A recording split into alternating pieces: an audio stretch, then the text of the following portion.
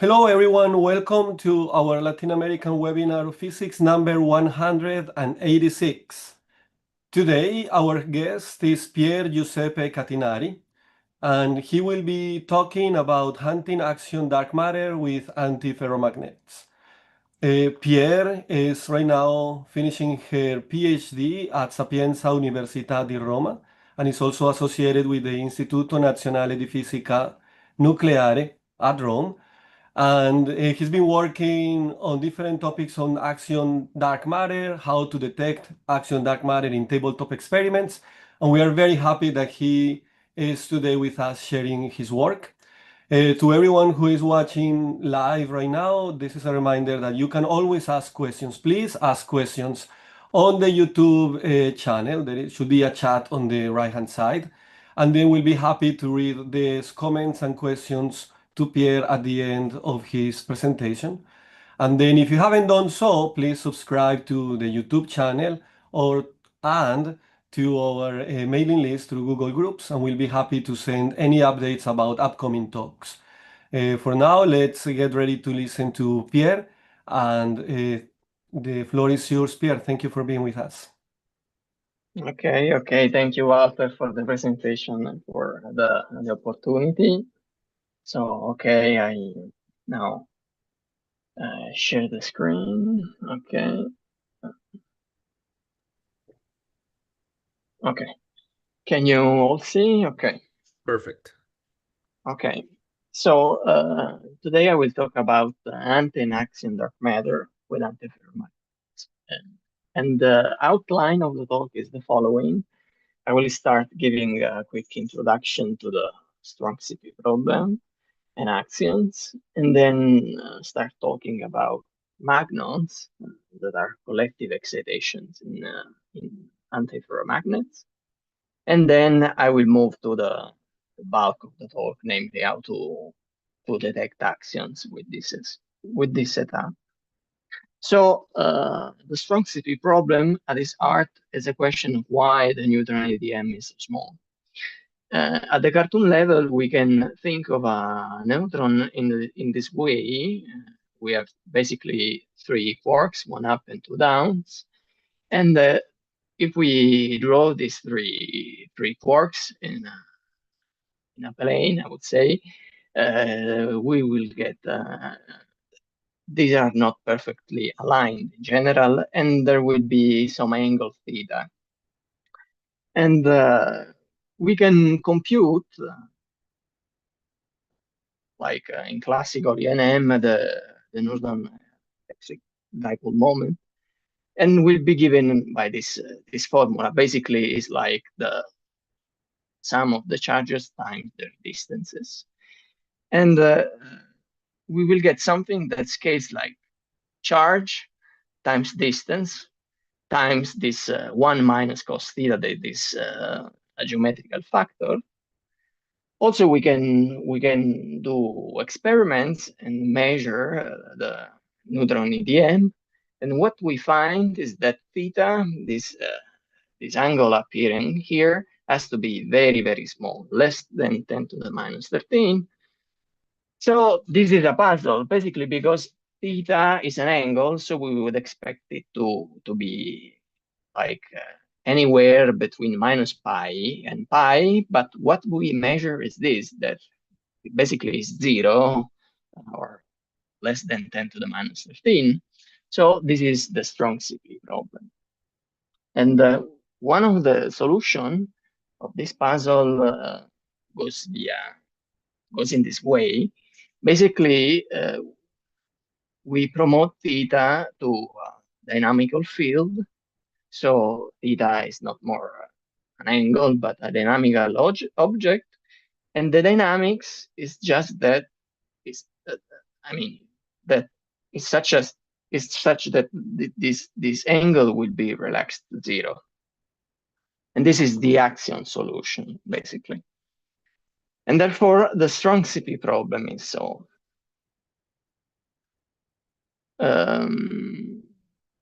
One other puzzle that we have in the standard model is that 30% of the matter in the universe is dark. And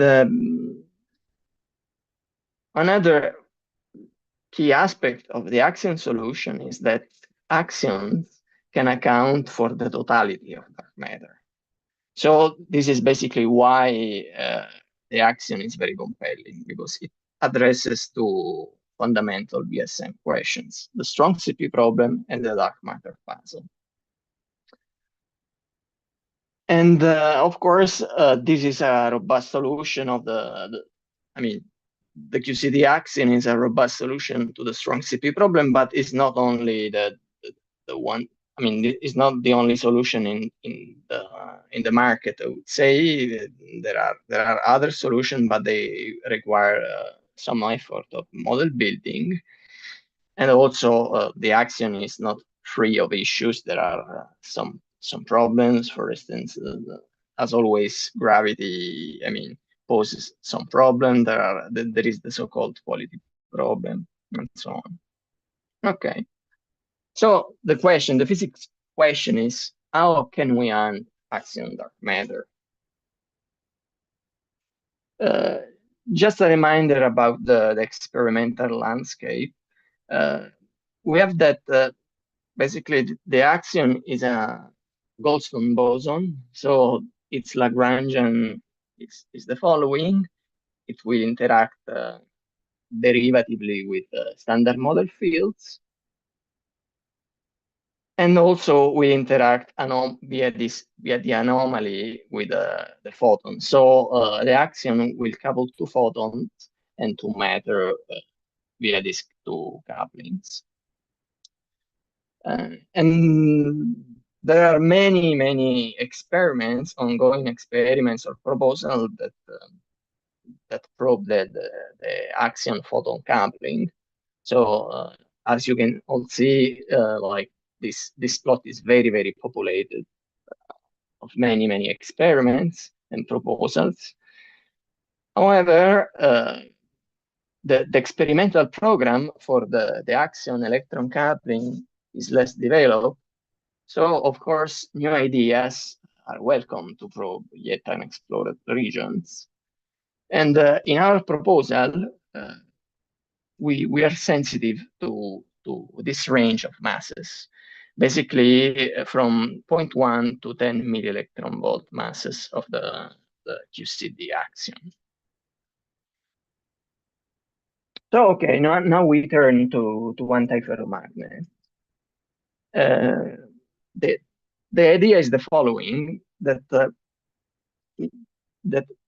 we have our target material that is initially in its ground state. Okay, so is a magnetic material, and therefore in a ground state, the spins will be all aligned. And of course, because of spin-spin interactions, these arrows will interact. And at some point, we have an axion that it's this chunk of material. And we also know that axions do interact with electrons, so will interact in turn with those arrows. And therefore, after this interaction, this arrow, say, will flip. And because of this spin-spin interaction, we will end up in some state like this, in which this interaction of the axion with the spin will induce appreciation of all these arrows in the crystal. And we can describe this collective excitation, this collective vibration of the crystal in terms of a field that is called the magnon. So this is the bold idea behind this proposal. And of course, we ask, how do we describe this collective excitation, this magnon, and the interaction of magnons with the axion? And this will be done with quantum field theory. So the key ingredient to to explain how, I mean, do we describe this interaction, or simply how do we describe this this collective excitation, is played by the Goldstone theorem, for which to spontaneously broken symmetries there are associated these long wave modes. And also another key ingredient is that at low energies, the system can be described completely in terms of these Goldstone modes, in terms of these long wavelength excitations, without a detailed knowledge of the microphysics. So in this case, the microphysics is encoded in the like nasty and complicated microdynamics of the crystal. So like these details are hidden in like condensed matter knowledge, I would say. So we have to deal with we have learned that we have to deal with the Goldstone theorem, but these systems, for instance, a crystal or a chunk of material, are a bit peculiar because they spontaneously break internal symmetries. And the Goldstone theorem in this case is a bit more, I mean, it's a bit different than the one we are used to. For instance, the number of Goldstone bosons is not the same as the number of broken generators. And also, since we break Lorentz, the effective field theory of this Goldstone boson of this long wavelength modes will be a bit different than the one we're used to. So, for instance, just to explain why the counting is different, take a string in 2 dimension. We have this string, and we can visualize it as a ground state. So this string spontaneously breaks the Lorentz transformations. For instance, spontaneously breaks angular momentum. Of course, if you have a string and you rotate it, the string changes, and also spontaneously break translation, because if you shift the string, the string will change. So naively, you would expect 2 Goldstones, one associated with the breaking of angular momentum and another associated with the breaking of translations. But this is not true. Indeed, for instance, take this field configuration here in purple. As you can see, you can reach this configuration doing 2 distinct transformations. For instance, you can reach this configuration doing translation or doing rotation. So there is kind of a redundancy. And because of this redundancy, the counting of Goldstone bosons, I mean, it's not simple as in the internal case. And also, because we don't have Lorentz, we break Lorentz, we have that, I mean, also the effective field theory will break, I mean, will not be Lorentz invariant of these Goldstones. Therefore, you will have to deal with time derivatives and spatial derivatives differently. So, for instance, you will have a Lagrangian like this, where these two coefficients that are in front of the double time derivative and double space derivatives are different.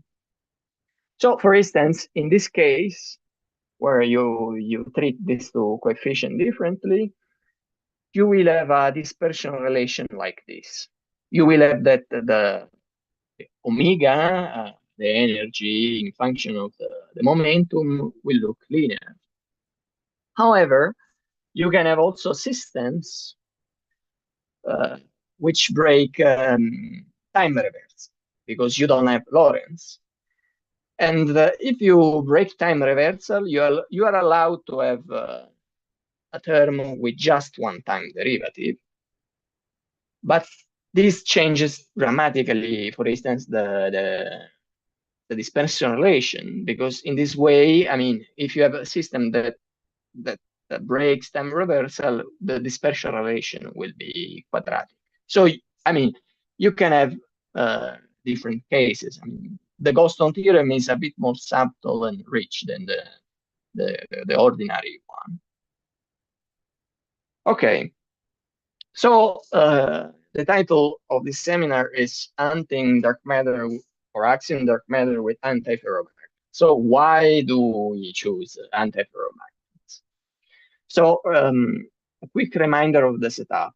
We have a dark matter that eats the target material, and after we have that, I mean, this interaction will excite our target and crystal.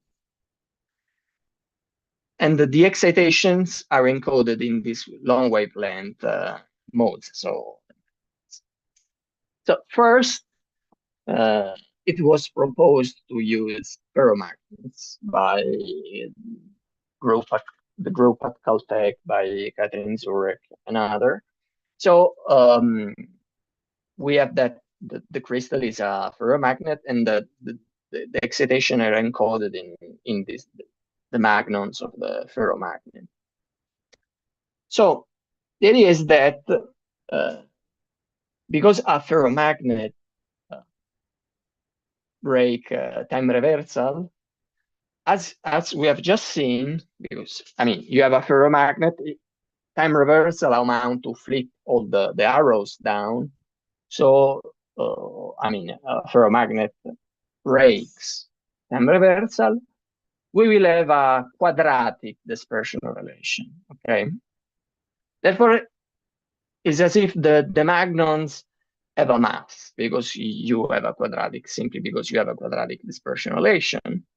And typically, for many crystals, or for most of the ferromagnetic crystal, this mass is of order MeV. Also, if you work out the kinematics, the energy that you can, I mean, that a dark matter particle can transfer to this crystal is suppressed. If you, I mean, if your dark matter particle have mass below the MeV. So these crystals are not optimal for detecting sub-MeV dark matter, basically, because they have a quadratic dispersion relation. Now we turn to antiferromagnets.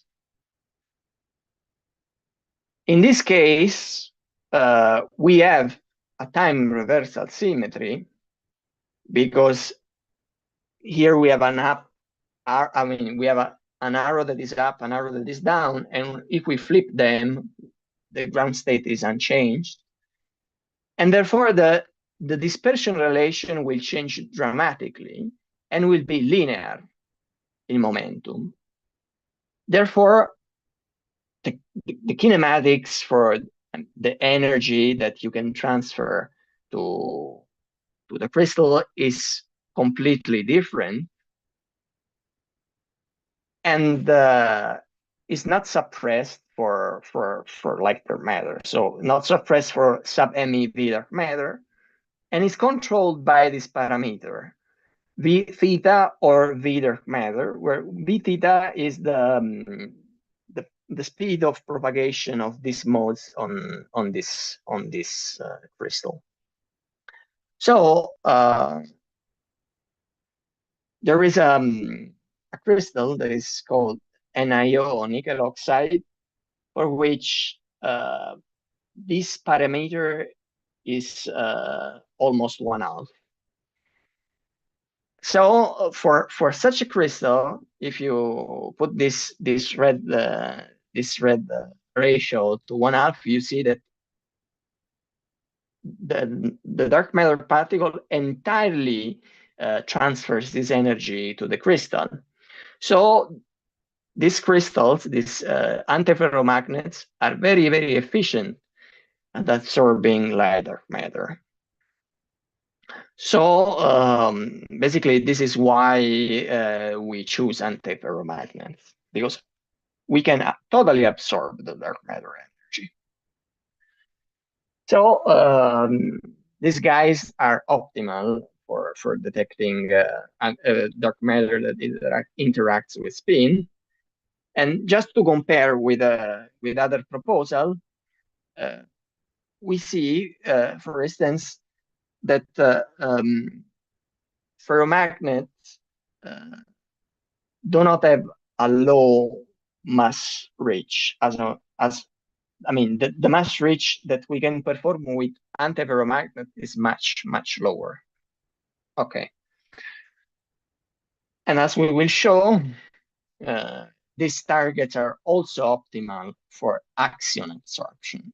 So they can use as a multi-target materials, both for generic dark matter that interacts with spin and also with axions. Okay, so we want to describe the interaction between axion and magnons, or between magnons themselves. So we can do it using an effective field theory. What we have is that at high temperatures, the spins in the crystal will be random. And if we cool down the crystal below some critical temperature, all the spins will be anti-aligned in this way. And we can introduce another parameter that is called the nil vector, that basically describes, the spontaneous breaking of rotational symmetry. And also, one other ingredient is that this ground state is invariant under time reversal. Indeed, time reversal amounts to flip the spins. So if we perform a time reversal transformation, the spins will flip. But of course, we are dealing at long wavelengths. Therefore, the shift of one lattice site is immaterial, basically. So we have that the crystal, the system, is invariant under time reversal, differently from ferromagnets. So similarly to the nonlinear sigma model, for instance, similarly to the chiral Lagrangian, once we have identified what is the vacuum, we can introduce this field that is like standard in the effective field theory. Basically, you hit your ground state with broken transformations, and this matrix, this vector, has some definite transformation properties under SO3 in this case. So you have all the ingredients to build your effective field theory. And basically, you write down all the terms that are compatible with symmetry. In this case, it's SO3. And you work at the lowest order in the derivative expansion. So at the second order in the derivative expansion, this is the Lagrangian that describes the interactions of these magnons. And there will be also some coefficients, basically the Wilson coefficients in this Lagrangian. There are no other terms with two derivatives, as I said. And these two terms, these two Wilson coefficients, are fixed doing measurements, basically. For instance, V theta, you can extract V theta from measures and measurements in condensed matter. So basically, you call your friend that does condensed matter, and you ask what is the value d theta, and the same is for C1, that is determined by basically nuclear scattering. So your effective field theory is completely predictive because basically you have the Wilson coefficients that you can extract from the data. And also you can compare with data, and you see that in this red region, the expectation from your effective field theory matches with data, basically. And therefore, from this information, you can infer what is the cutoff of your effective field theory. Basically, when this red curve and blue curve start to deviate, you have that your effective field theory basically breaks down because other terms in the derivative expansion start to be important. So you have everything. You have the Wilson coefficient. You have the cutoff of effective field theory, as in like QCD, basically. Okay, so as in QCD, we know that, I mean, there can be like breaking effects due to the quark masses. So basically, for this reason, the pions are not really, I mean, are not real goldstones in the sense that have zero mass, but they will be pseudo goldstones due to this explicit breaking effects. The same thing happens here in crystals. Basically, if you see, I mean, what we would have naively expect is that these modes are massless. But if you really look into data, you see that are not exactly massless. There is a finite, of course, tiny gap that is due to breaking effects, like for pions. So these magnons will not be massless, but will have a tiny gap that we call delta. And this gap is typically of the order of the milli-electron volt. Okay. And the gap depends on the crystalline structure, so on the anisotropies of the crystal, and also on the presence of external magnetic fields. So these two are the explicit breaking effects, basically. And therefore, delta, the gap, will depend on lambda and on B, on the magnetic field. So the idea is that changing the value of the magnetic field, you can change the gap of the system. So why are the gaps relevant in this discussion? Okay, it seems that we know that the goldstones are pseudo goldstones, but what is the relevance in this setup? So we know, I mean, we have in mind this setup where an axion hits your material and excites the material. So you have a process like this where an axion basically converts into a magnon. That is this excitation, this collective excitation in the crystal. And basically, because of conservation of energy, you have different points to match it. Namely, you have different points, since on the left-hand side of this equation, you can vary the gap. Basically, you have different points to match this energy conservation. Therefore, you can do a scanning of axion masses. So you are not sensitive just to a value of the axion mass, but like dialing the value of the magnetic field you can access you can access different axion masses, and within the regime of validity of our effective field theory, we are able to probe masses from 0.1 to 10 millielectron volt. So how do we calculate basically this gap? To do so, we proceed in complete analogy with QCD, with the Lagrange ion.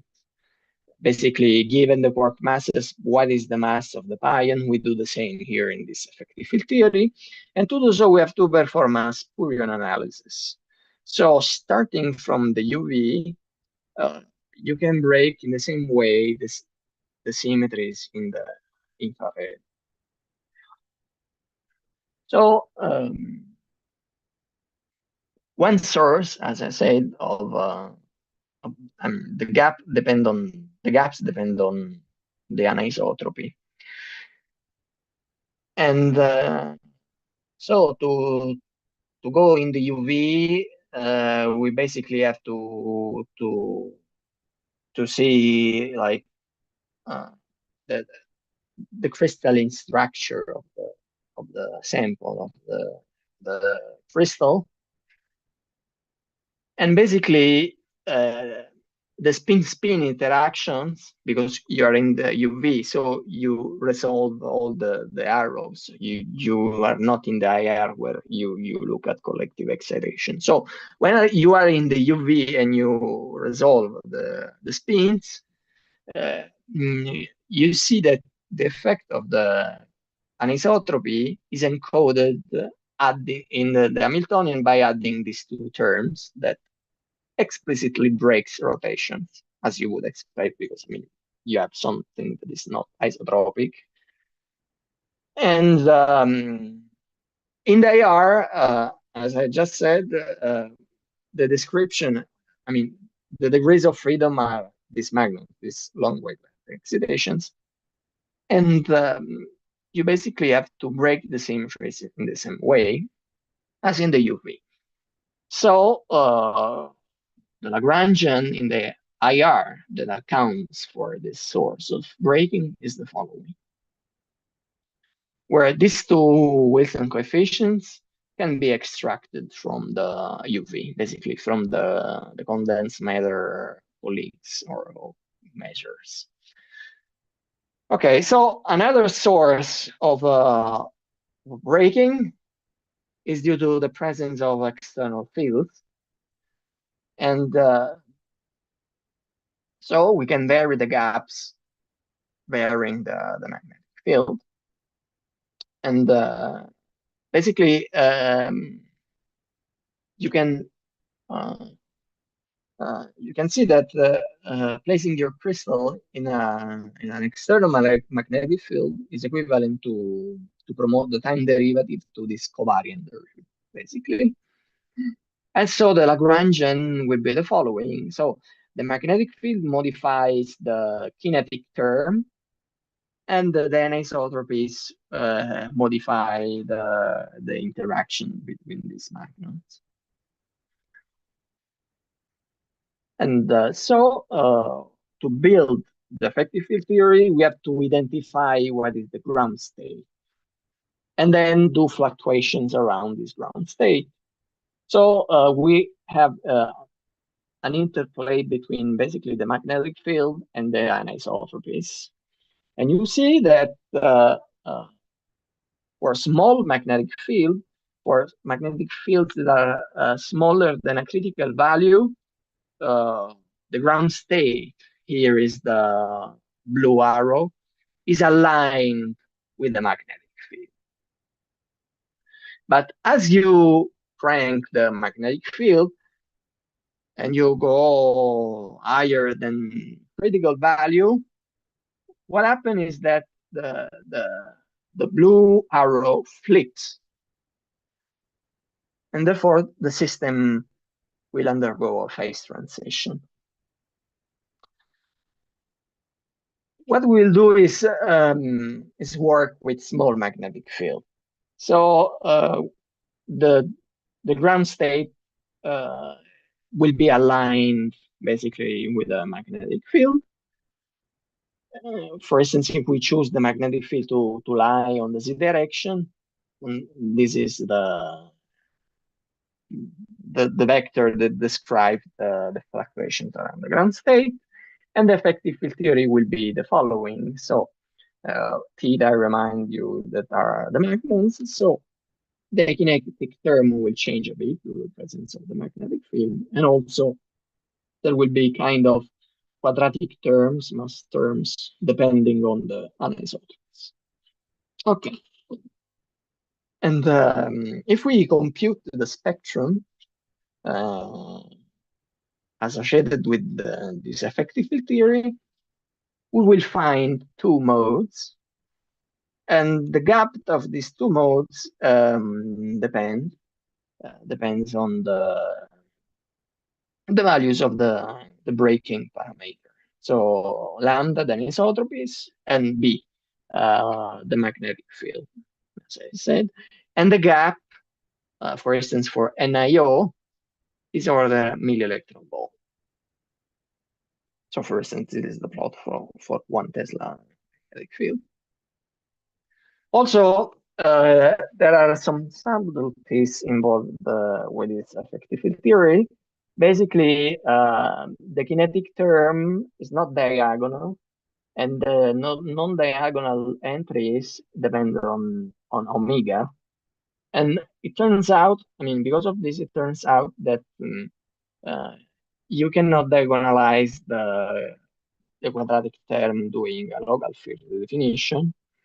And you have to introduce some overlap functions, basically, because the fields that are in the Lagrangian are not in one-to-one correspondence with the magnon states, basically. So you have to introduce these overlap functions that you can compute, basically with QFT techniques. But sorry, these are useful because they, I mean, will enter in the final rules, basically. Okay, so we know everything of the effective field theory, and now we go, I mean, to the physics question.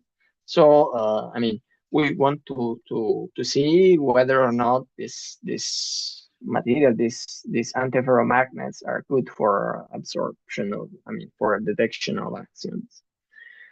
So we have our crystal, an IO crystal, and we place the crystal in an external magnetic field because we want to vary the gaps, basically. And okay, we imagine that the crystal, this system is also placed in a thermal bath of dark matter, where the dark matter is the totality of dark matter is axions, and this axion will interact with the spins of the material. Okay, so you have that axions interact with electrons, okay, in the UV, and we have to, I mean, from this information, we want to know how the axions will interact with spins of these arrows, basically of the crystal. So we have to do a non-relativistic limit of this interaction, and if you do the non-relativistic limit, you get two terms. Basically, one term that is called axion wind, and a term that is called axioelectric. And basically, the first term, the axion wind, is proportional to dark matter velocity, while the axioelectric term will scale as the electron velocity. And it turns out that for most of materials, this axioelectric term can be neglected. And and we will focus only on the axion wind term. So this is basically what the UV interaction will look like in the ion, where S vector is the spin density that can be easily computed from the effective field theory. Basically, it's the Noether current. So we know, we can simply, since we can simply compute what is the spin density, we have everything to determine what are the interactions between magnons and axions. We can have, due to the term in blue, we can have one axion, one magnon interaction, because like the theta, the magnon is linear, but also we can have quadratic interactions in term with one axion and two magnons, and so on. So we will have all these Feynman vertices with their own Feynman roots. So we have everything, and as I've told you, in the Feynman rules, we'll appear also this overlap functions Z, because there is this complication of the effective field theory that you cannot diagonalize the quadratic term doing local theory definitions. So okay, we can do an exclusion plot. We imagine, as I've told you, to have your piece of crystal that is placed in this thermal bath of axion dark matter, and you see that basically you are sensitive to axion masses from 0.1 to 10 millielectron volt. And basically, this continuous curve is due to the fact that changing the value of the magnetic field within the range of the regime of validity of your effective field theory, you can scan the mass of the axion you're probing, basically. And then we are averaging using a Maxwellian on the velocities of dark matter. Okay, so as I told you, that this red curve stands for the magnum ranges. Also, by definition, this system is directional in the sense that you will have a nil vector that is aligned in some direction. And this is useful because you can discriminate basically between signal and noise. So this is why also, directionality is useful. So to conclude, I will delve into rough waters, and I will talk to you about some work in progress that I'm doing with Angelo Shashin and group in Padua.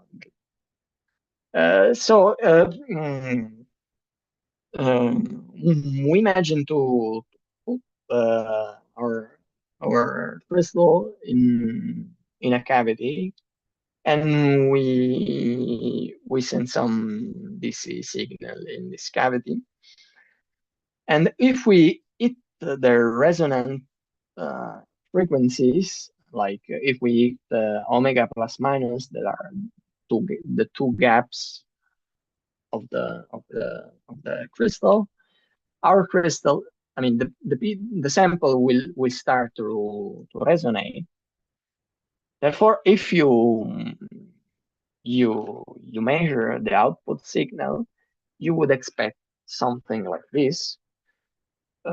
You would expect that as soon as your signal as soon as your frequency of the signal hits the resonant frequencies, the signal will go up, basically.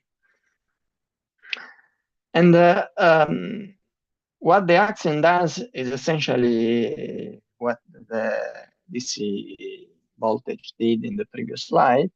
So the axion is coupled to the NIO sample via this axion electron coupling, and the axion, the frequency which we are exciting the system is set by the axion mass, basically.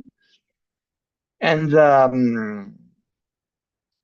what happens is that if the axion mass is such that is at resonance, or the axion mass is the mass equal to the mass of one of the two gaps, the NIO crystal will resonate. And therefore, you will have, as in the previous slide, that your signal will blow up, basically.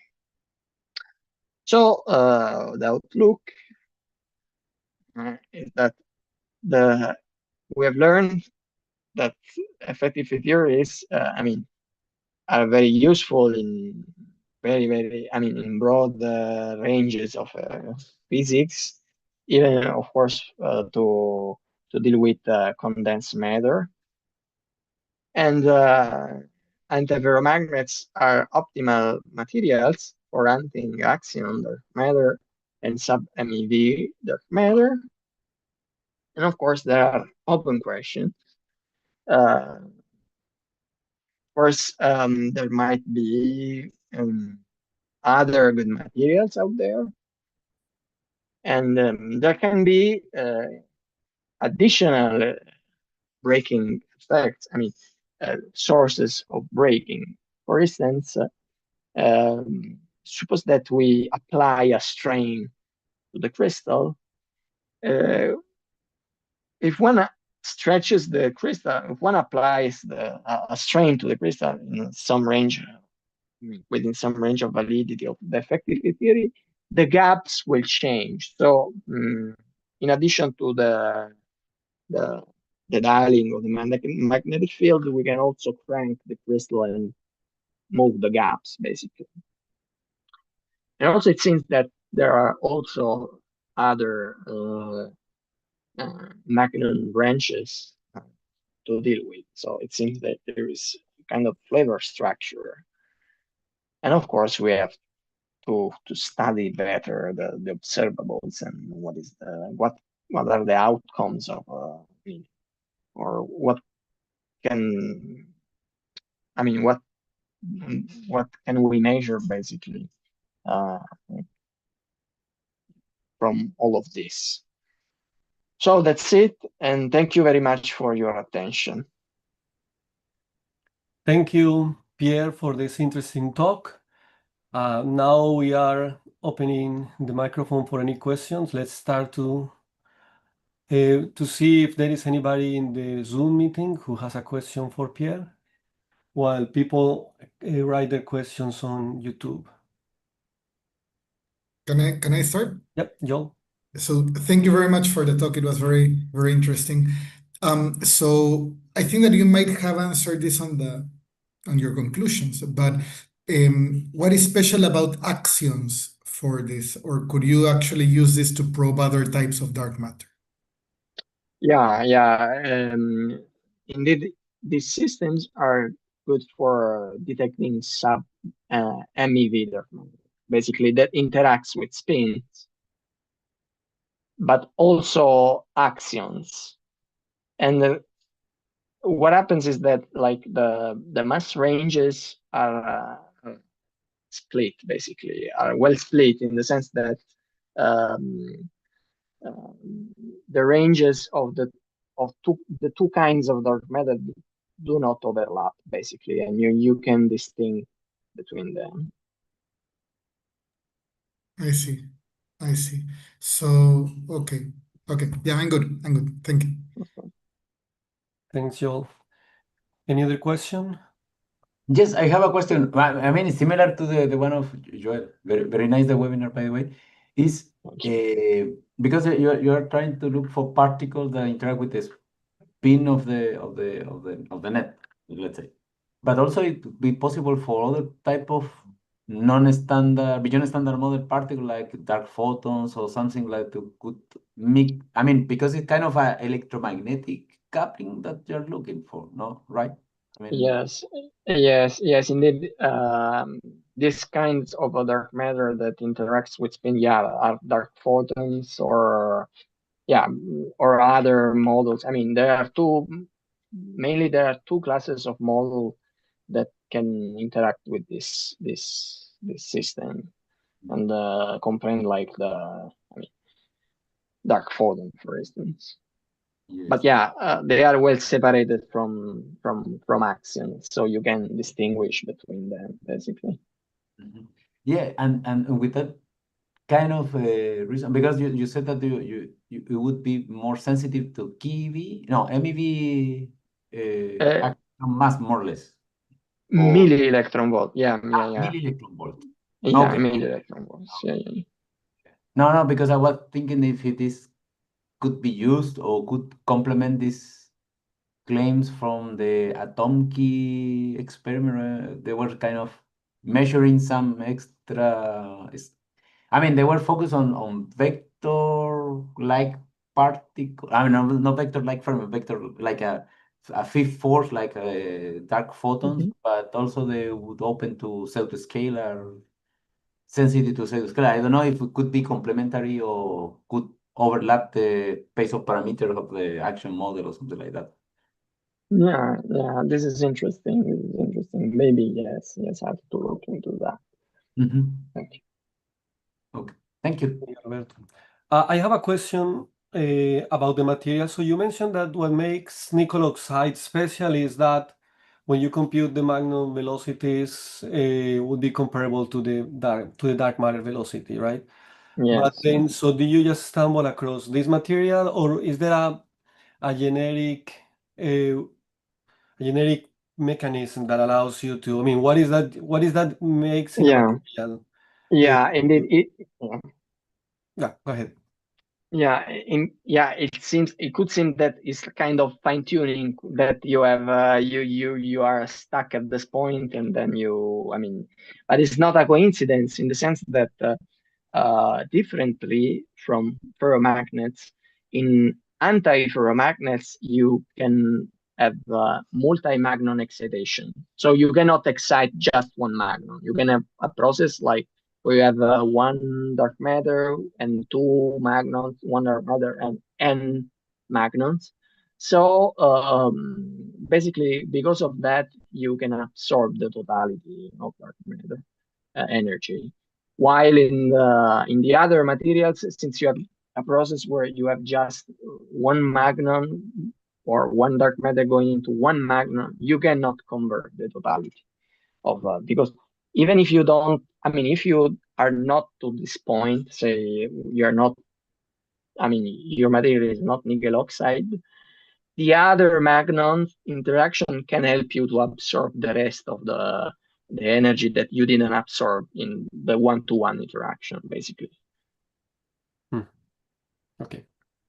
Thank you. I don't see any questions on YouTube. Any questions from you guys? Right. Well, if there are no further questions, let me thank Pier Giuseppe for sharing his work today with us. Also, thanks to everyone on YouTube who connected and the ones who will watch this webinar later. To everyone, a reminder that we will have another webinar in 2 weeks. And then if you don't want to miss any seminar, please subscribe to the channel or to our social media accounts or the Google Groups mailing list. And then we'll see you in the next version of this Latin American webinar for physics. Have a nice rest of the week.